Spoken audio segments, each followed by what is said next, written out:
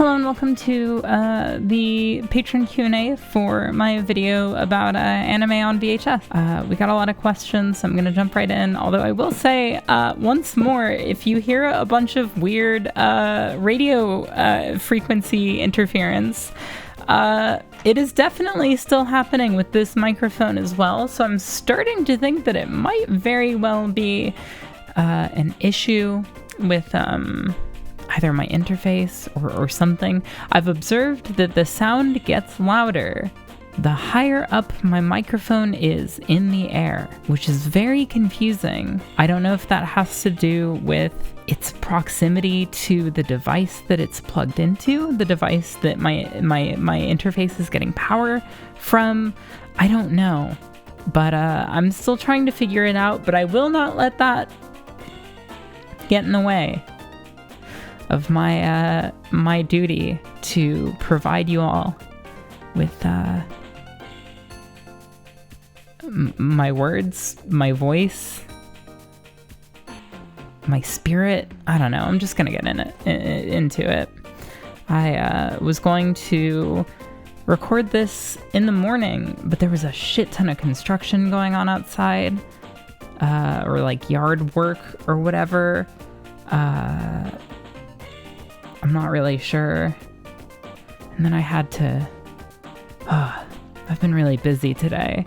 So it wasn't until right now at 7 o'clock at night that I was able to sit down and do it. Arpeggio asks, are you serious about reviving that scrapped anime video you mentioned at the end? Because I'm serious about watching it. I think it had the potential to be one of my best videos for sure, but the amount of information that I was working with and the broadness of scope and trying to piece a lot of very disparate ideas together was really daunting, combined with the fact that whenever you're talking about history of a culture that predominantly speaks a language that you don't, you're going to be missing out on a lot of important context, and you need to be very, very careful about the bias that you're getting fed without realizing it. And I mean that in terms of things that confirm your bias and things that go against it, and things that sort of run parallel to it. And I feel like if that's an idea that I'm going to pick back up, it's going to be something that I'm going to do after I've basically exhausted every single possible piece of cultural context that I can glean. Because if I'm going to do that video, I'm going to do it right. And I'm going to talk about the Heisei period in as holistic a fashion as I can. I think that I started researching that video right as soon as I finished the script for the Tamers video. So we're talking like a day or two after my Elfenlied video came out. And even though I scrapped it, I gained a lot of really important cultural context that is going to continue to inform how I look at anime moving forward.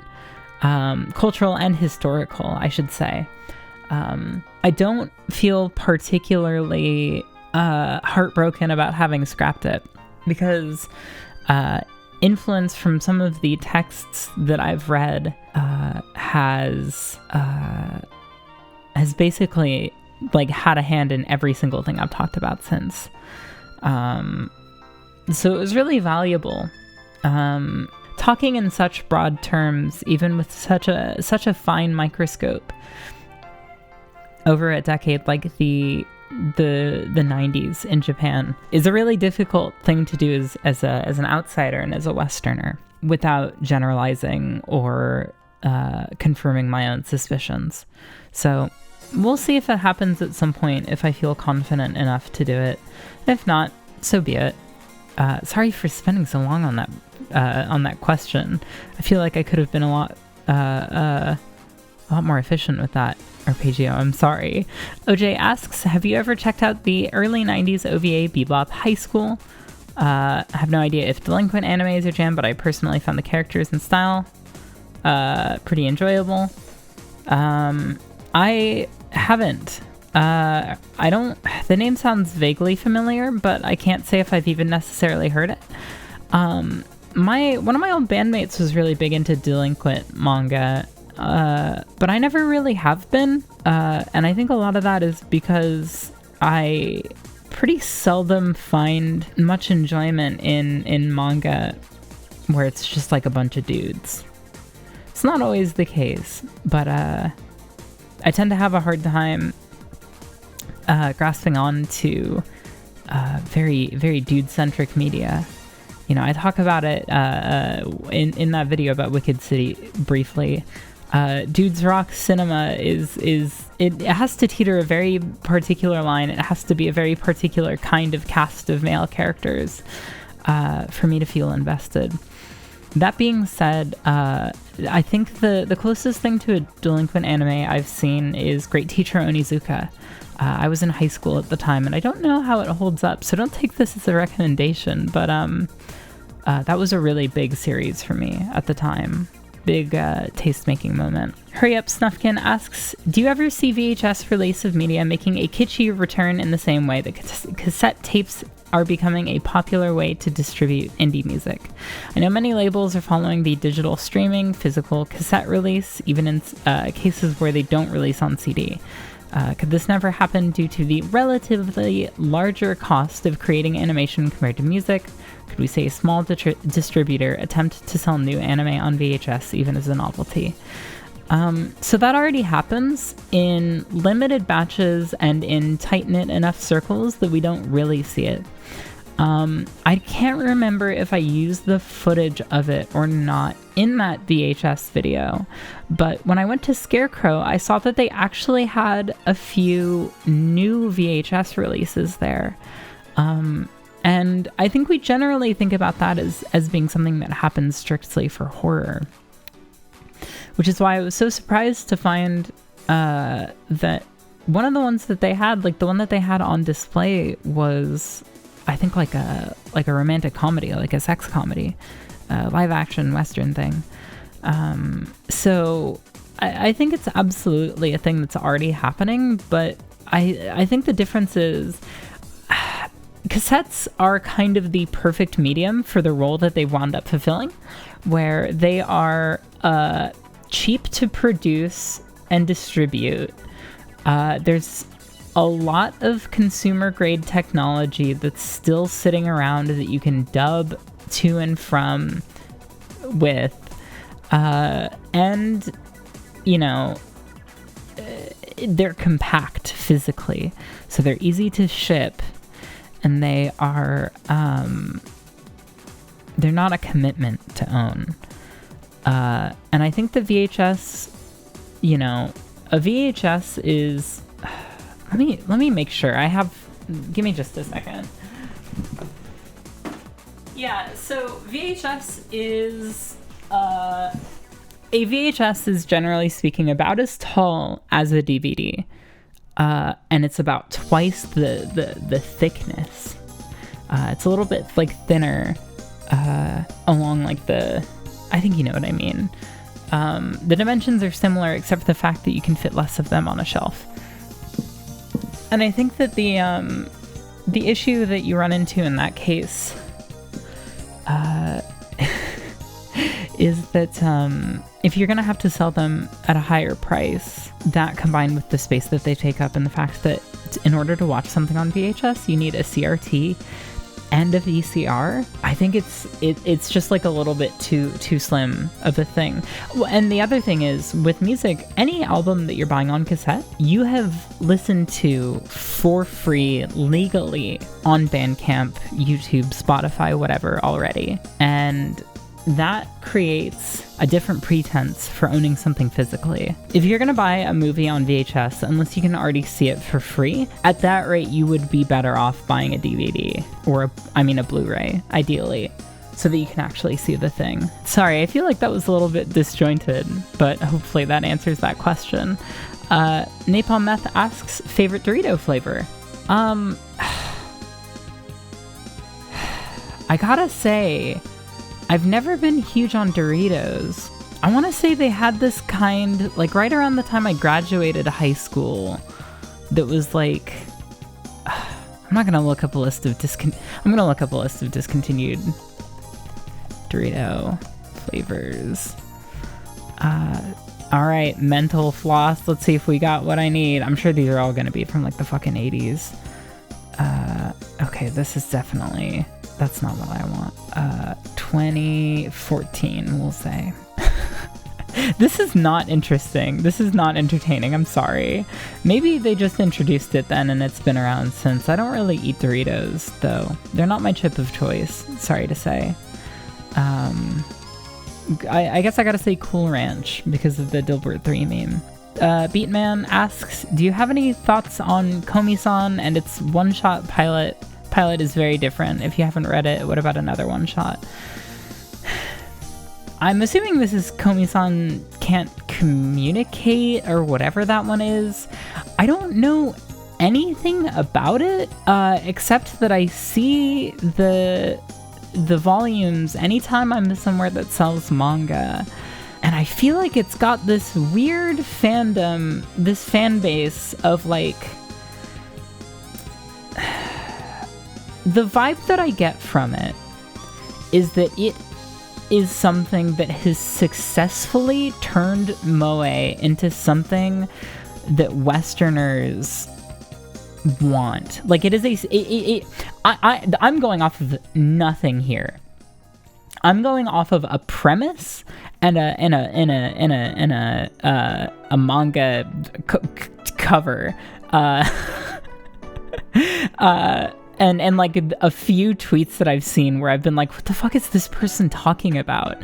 I get the feeling that it is essentially, even though it was made in Japan, I think it's American moe, where like it's a version of like, I don't know, I'm probably just talking out of my ass here. Maybe someone will know what I mean. But yeah, it's like when you think of moe, you tend to think of things that are kind of indigestible to an audience that isn't either a Japanese otaku or a weeb who's like really, really deep weeb. Maybe not even really, really, but like you think about like someone who's going to moe for the moe, that tends to be someone who knows the tropes and is actively seeking them out. And I think you kind of don't know, like, I think a lot of people see, like, moe characters, and they go, okay, that's like a weird little anime blob. I'm not about that. I'm not here for that. And I feel like with K-On! You had something kind of similar, where, like, because the art style was a little bit more generally anime, and the characters looked like they had bone structures, which I don't say disparagingly against moe. I'm sure that's obvious, but just for the sake of clarification. Because K-On!, like, those girls looked a little bit more kind of standard anime, you had people who weren't big into anime. That was, like, their one thing. And I feel like the vibe that I get from Komi-san is that it is, like, moe for people who got into anime around 2013, 2015, when anime went from being like fucking vacuous in the West, back into being like the biggest it had ever been, with like Attack on Titan and My Hero Academia and all those other shows I never watched. I feel like it is moe for that crowd of like, favorite anime is JoJo, hasn't seen more than maybe 10 to 15 anime. Mind you, again, I don't say any of this disparagingly.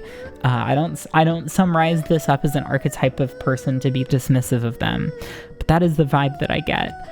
I'm probably really wrong, but that's what I've observed purely through the absolute most abstract form of cultural osmosis.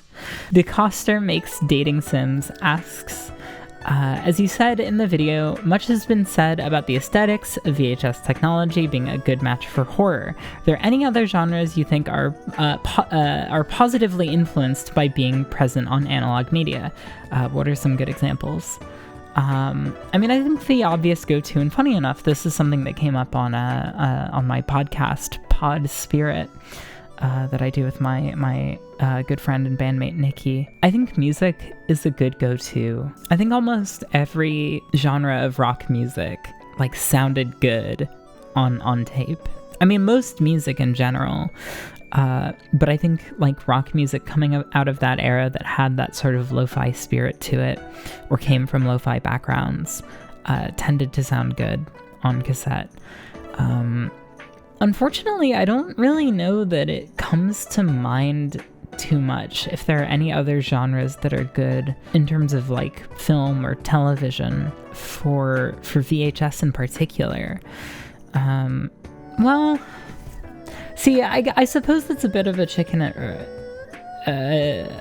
and egg thing, right? Where when I think about watching certain things on VHS, the things that come to mind are the things that I'm sort of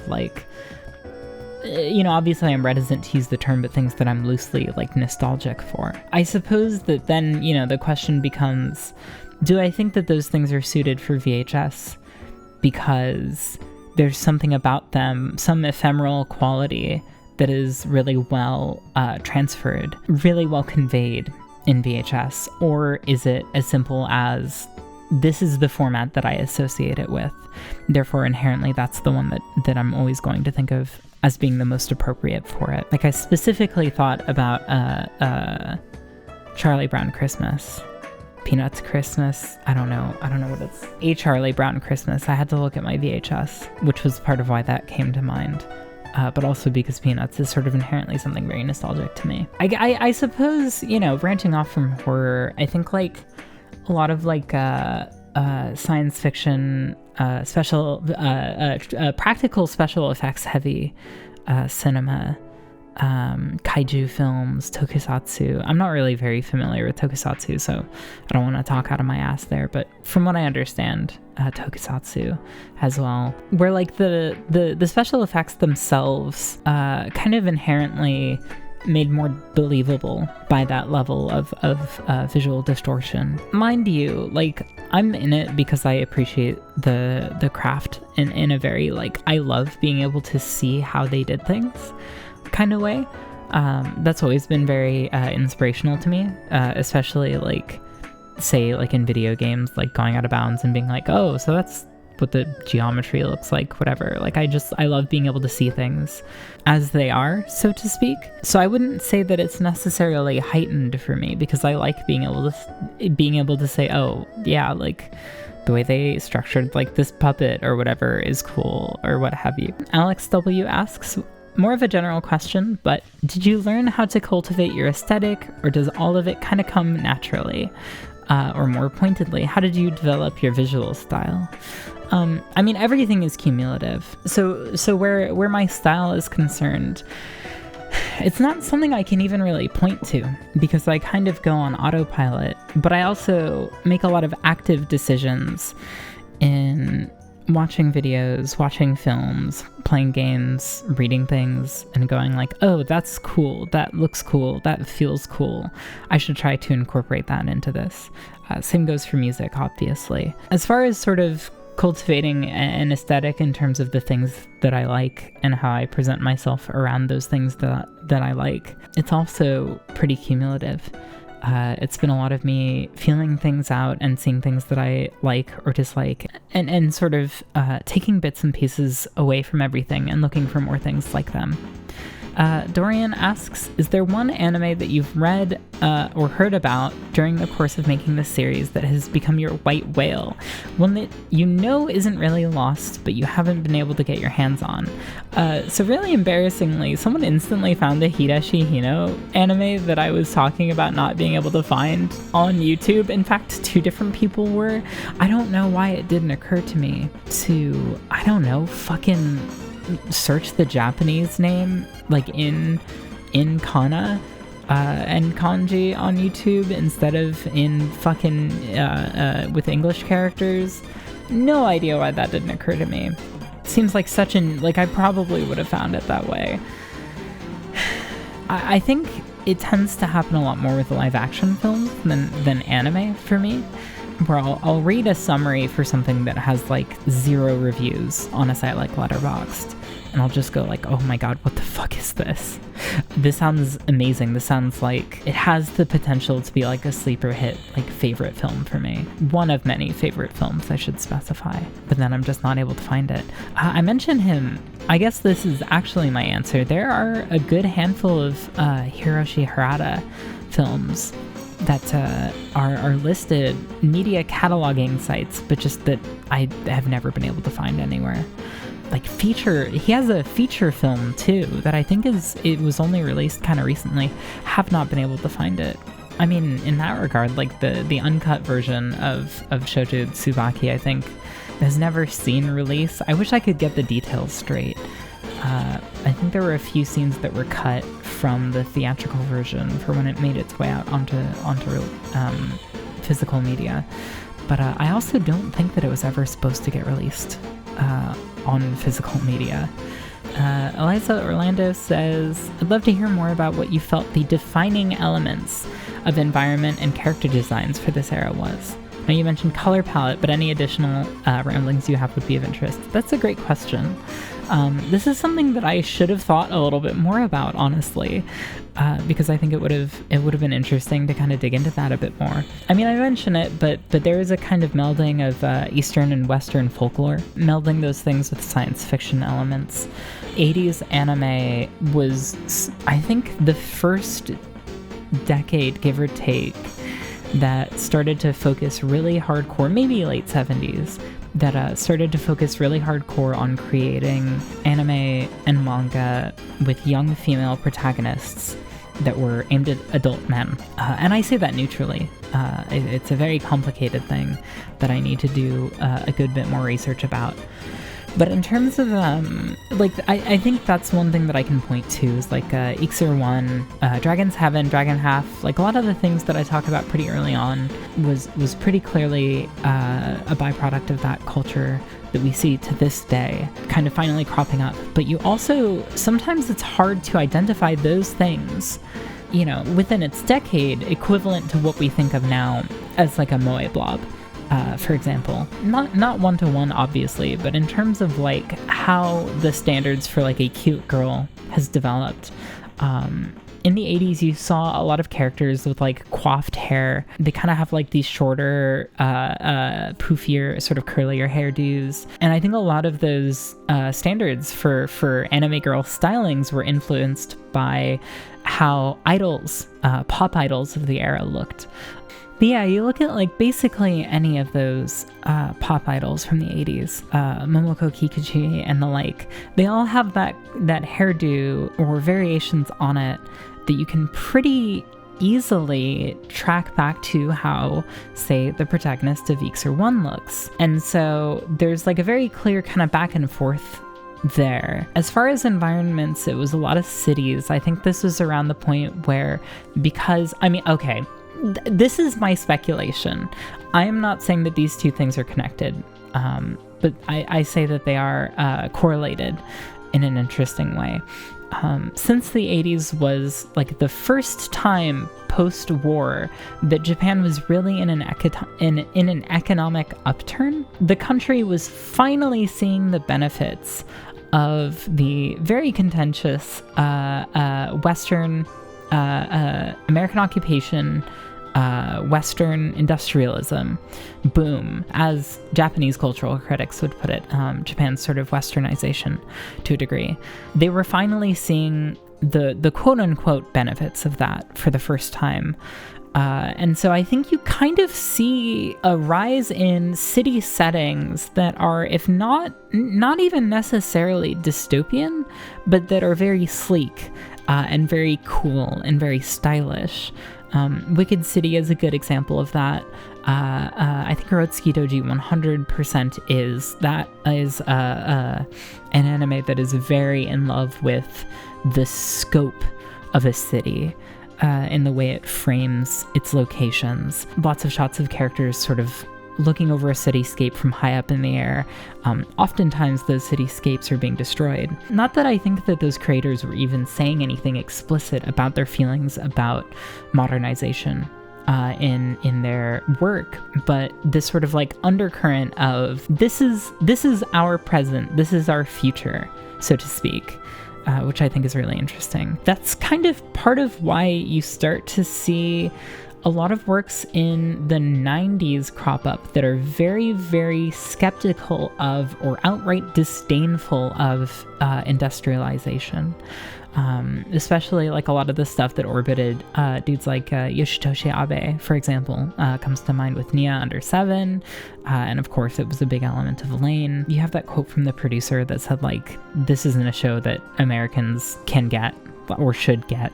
Like, this is something that is made for the East in a clash of Western and Eastern ideals.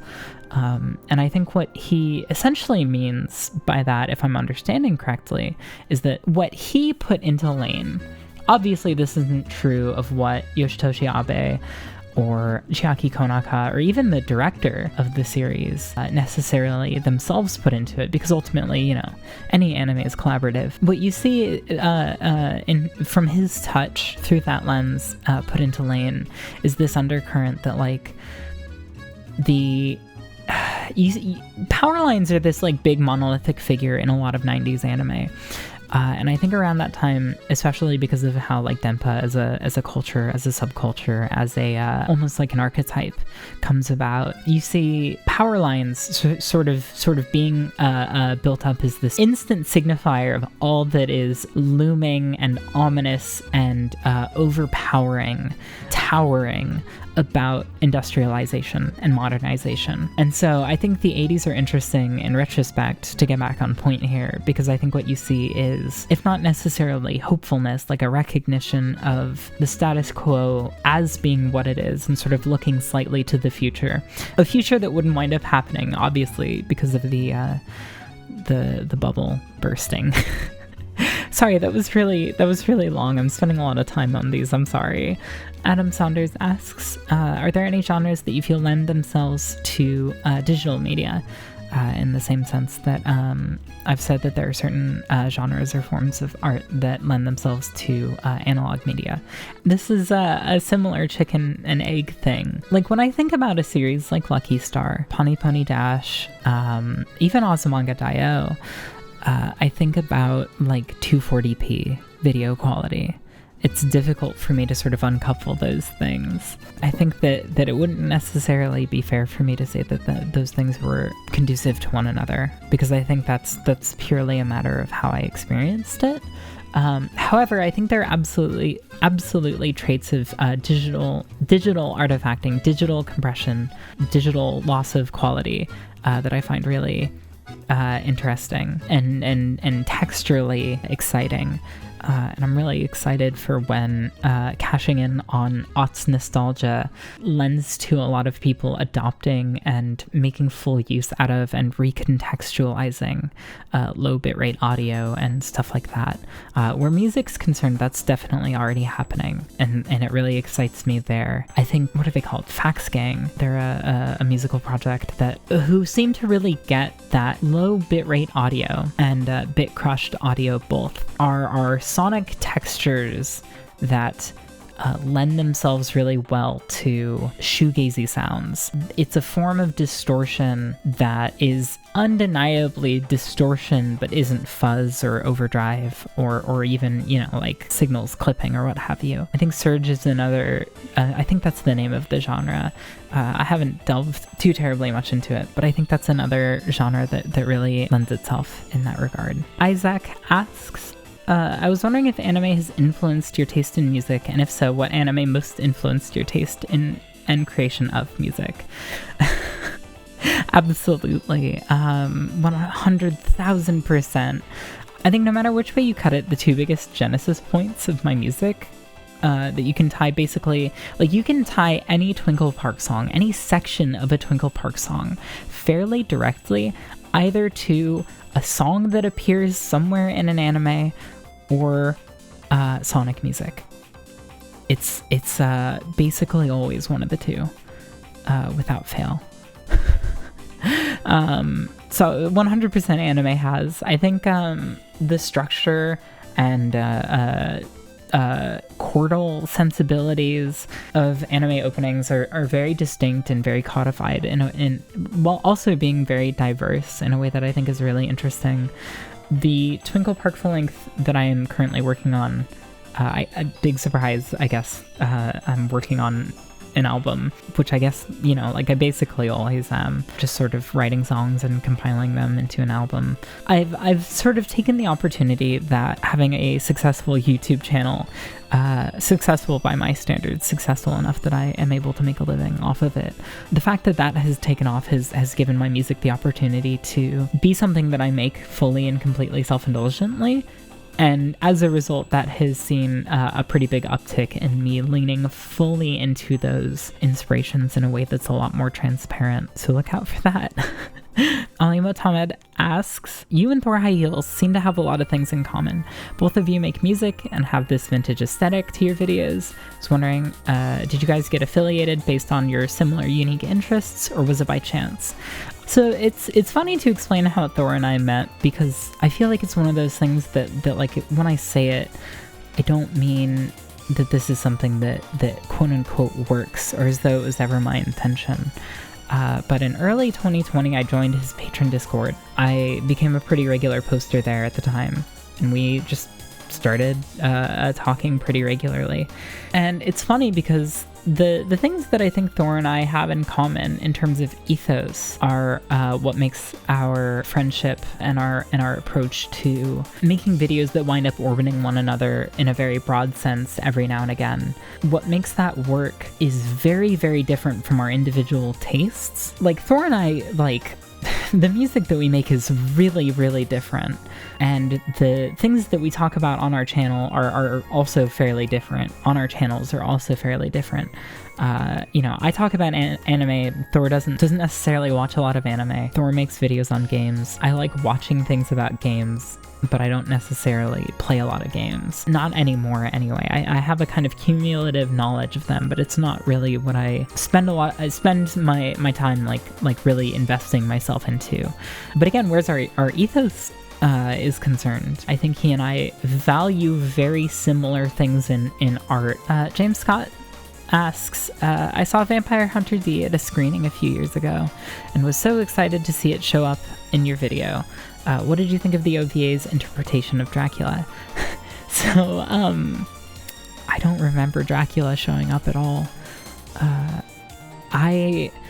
I was watching these OVAs. The bulk of OVA watching that I didn't actually take place each night before bed, because when I decided that I wanted to make this video, I knew I needed to fucking step my game up a little bit and start doing stuff faster. So I was watching like fucking like 9 to 10 OVAs a day for 2 or 3 days in a row at a certain point, because it was miserably hot. There was a terrible heat wave where I live at the time that I was doing the research for this video, and I couldn't do anything but sit in a cold bathtub full of cold water and this was dangerous, and watch things on my cell phone, or basically try to like sit at my desk in such a fashion that no parts of my body were touching any other parts of my body, and try to watch stuff like that. It was horribly uncomfortable. So I just needed to blast through those, and as a result, everything kind of started running together. So I don't remember what Dracula looks like in it, I'm sorry. Peter Chiccolo asks, attitudes toward the VHS fan sub era seem to have largely progressed from nostalgia to an appreciation of esoterica. Can that dynamic carry forward?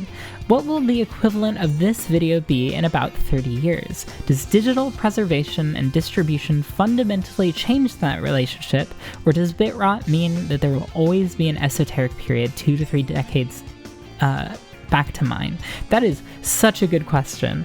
I wish I had thought about it before I started recording, but I try not to read too many of these before I go in, because I always think of a really good answer and then forget the first time that I read it. We're kind of already starting to see this in bits and pieces, not necessarily with film or television or animation, but with YouTube celebrity. Personally, I am pretty against, on like a moral level, making sort of like exploitative videos about various internet personalities. I think that it is kind of inherently an invasion of privacy. Oftentimes it is a very ugly evocation of the adage, when something is online, it's online forever, if that makes sense. I'm pretty hesitant about how much I trust any, Joe what's his fuck making YouTube videos about, some YouTube channel from a decade ago. But I also think that at the same time, especially when done in a format that's not quite so scandalous, I think that's what we see as the closest thing. This is just a 10-year gap, but I think, seeing people document like the early days of YouTube, looking back at it and sort of giving an oral history of what they remember from their firsthand experience is quite similar. I can basically tell you right now that anime in 3 parts on YouTube in 2007, 2008, 2009 is my generation's version of VHS fansub tape trading. I think beyond that, it's one of those things that time will only be able to tell about. I think like where our relationship with anime will go looking back, I think we'll see a lot of like I'm trying to think about things that are kind of heaving their last dying breath currently, and I think another one of those things will be kind of how people talk about when the easiest way to read manga for free was to go to a Borders and to sit down on the floor and read manga and then leave when it was time for your parents to pick you up, like that kind of thing. I think what is at the core of my VHS video is the process of interfacing with the medium and how it's changed. And I can already tell you that at 25, there's so many things that have changed just in my time being present on the internet that even though I know that it will all be archived, and I know that we'll kind of be talking about those things, that they'll be relevant, and that as we get older and they become more nostalgic and more bygone, we'll see more and more people talking about. I think that there will definitely be anime that we look back on as being particularly endemic to the 2000s and the 2010s, not from a cultural trend perspective, but again, like I talk about in the VHS video, things that are intrinsic to those mediums. Not even just OVA, but like different forms of congregating and proliferating animation online. Say, for example, the fan-made Toho OVA and things of that nature, things that were produced for the comic hat market in the 2000s, and how that differed from things that were produced for the comic hat market in the 90s. How the internet's fixation on shock value as advertisement differs from the 90s and the 80s versions of those things, and how that kind of makes certain pieces of media comparable through those vectors to anime of the 80s and 90s. I'm sure more will come to me. That's such, like, I feel like I could kind of base a video off of that. Seb asks for recommendations for horror anime. I think I talk about a lot of the kind of cream of the crop of what I'm aware of in that video. The scariest movie of all time to me at this point in my life is Perfect Blue. Maybe tied with Texas Chainsaw Massacre. I consider that a true blue fucking horror film. But I feel like I would have an easier time recommending horror manga than horror anime, which is a thing I may or may not do in the future. Codfish Cartographer asks, what are some topics you'd like to make videos about but just don't have enough material? Or they're not hefty enough to support a full one. Currently, as I'm recording this on October 5th, I have both question mark of my videos for October done already. And I started work on videos for October Sunday of last week. So the Sunday before last Sunday, I want to say, was when I got started on those. So that, like, I managed to get 2 videos done in like a week and a half, and they're both pretty hefty. Like, that's about 40 minutes of video all total, if I'm doing my math right. I think what that's proven to me is that it's actually pretty easy to stretch an idea out into something that's a bit more substantial. And I don't mean that to say that you can inject enough filler into something to make it full. But when I worked on my video about School Zone, for example, there are times when making a really short video is really exciting and sounds like a huge relief.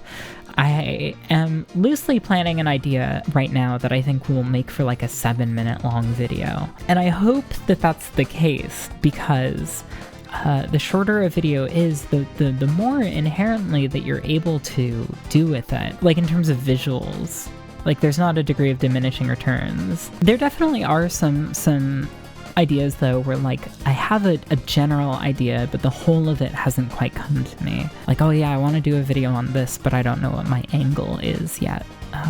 For example, like for the longest time, I've wanted to do a video on America's Greatest Otaku, which is this insane Tokyopop produced reality TV show that is just like such a beautiful time capsule of American companies' like first success corporatizing anime fandom, just like all embroiled in this weird, uncomfortable, very clearly poorly conceived, poorly constructed reality TV series.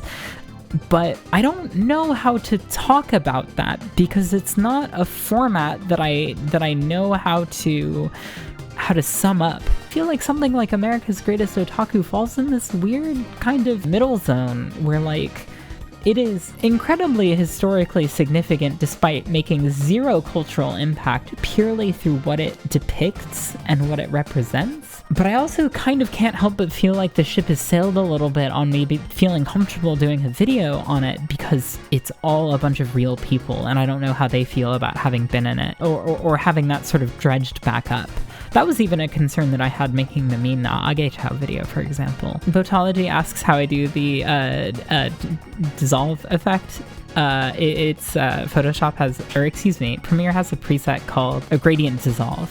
And that is what I use. I like it a whole lot, and I completely stole it from Thor. Alice P asks, since you mentioned Vampire Hunter D, I was wondering if you've seen the 2000 Madhouse adaptation of it, Vampire Hunter D Bloodlust. I watched that like 3 days ago with Alyssa and a friend, and I thought it was so fucking astonishingly gorgeous that it didn't make sense that it existed. All intents and purposes, that feels like something that shouldn't exist. Just like the amount of work put into it, the care given to each and every second, every frame of animation, it is absolutely insane that something like that exists. It also has a really good dub. I really enjoyed the dub. Spiders Against Christ asks, thoughts on Midori, Shoujo Tsubaki, or Soihiro Maruo's work in general? Also, have you read Frankenfran? I love Frankenfran. It is pretty objectionable. I wouldn't recommend it. It's one of those things that ticks so many boxes for me that I don't really let it bother me too much, that a lot of its morals seem strangely conservative in terms of like the lessons that its characters are taught. But it just is one of those things that is so rare in everything else that it's doing that I just kind of have to grit my teeth and recognize that it is what it is, and sort of continue to find enjoyment of it outside of that.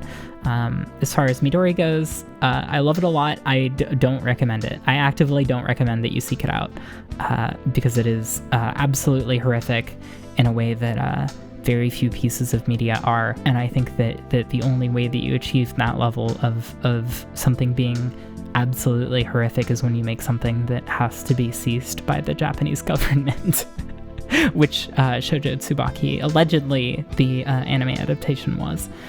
The difficulty about talking about it, and why, for as much as I would love to make a video about it, I have yet to find that I have the gall to, is that, as I mentioned in my most recent video, it is something that was never meant to leave like special event showings with these like really elaborate performance elements that sort of led in and out of it and around it. And I feel like as a result, you know, you kind of have to recognize that it is a part of a cultural conversation that you're not necessarily meant to be a part of. And I have a lot of really complex feelings about why I think it is so special. But I think at the end of the day, it is something that is really difficult to feel like I could ever have the full scope of. In particular, like, there's barely any English language information for it out there because I think so many people are afraid to talk about it without kind of marveling at it purely as a curiosity, as something that is shocking. There's so few English language resources that a lot of what people propose as fact about it is ultimately speculation and sort of hearsay. I have this like scholarly, like I think of someone's master's thesis about that movement in art from around the time that I really need to read, and I'm really hoping will shine some light on things. I feel like I have like an exact thesis in my head for the work, for the anime adaptation in particular. I feel like I just don't know enough yet to do it. Kind of like what I was talking about 100 years ago with the Heisei video. I think I really need to wait until I can say definitively that I have researched all I can research about it. Weak Beecher asks, I found several of my favorite manga through you, so I was just wondering, how do you come across such awesome manga? It's a lot of hearing about things from friends, honestly. In some cases, it's stumbling across things by like looking through genre tags or seeing a fun panel of something and then checking to see what it's from. But a lot of it is like School Zone I only found out about because my darling wife Alyssa told me about it. Abigail Pecci asks, do you think you'll ever plan to do a VHS DVD watch of OVAs in the 90s? So I did talk about some VHS stuff from the 90s, but in particular, I would really like to talk about weird OVAs and like, you know, 1 to 6 episode series from the DVD era, because I don't know very much about it. I have to imagine a lot of it is ecchi. I have to imagine a lot of it is stuff like Bishoujo game adaptations and weird shit like that. Because I don't know that there was quite so much anime being produced without manga source material. That wasn't like a longer series in that era. But that's the thing, like I can't even say that it did or didn't exist at the time because I just don't know. So that's something that I'd like to look into. I know what you're trying to do. I'm not going to read your username out loud. I have too much self-respect. But this person asks, will there be a video on video games? I hear so many great soundtracks from some cool games in your videos, and I'm very curious about your tastes. I've made some videos about games. I plan to make more about games. It is just a lot easier for me to make videos about anime because of the time sink. A lot of video games are really, really long. And not only does that make it a pain to play them for research, but it also adds the difficult dimension of sifting through footage. But I will tell you right now, my next video is in fact about a video game. I would love to have an excuse to make a video about Sonic. I don't think very many people these days who watch my stuff know just how much I love Sonic. And with that is all of the questions. Oh my god, how long was I doing that? An hour and 18 minutes, that doesn't feel that long. I feel incredibly exhausted from doing that. I'm gonna drink water and play Super Monkey Ball with my wife. Goodbye.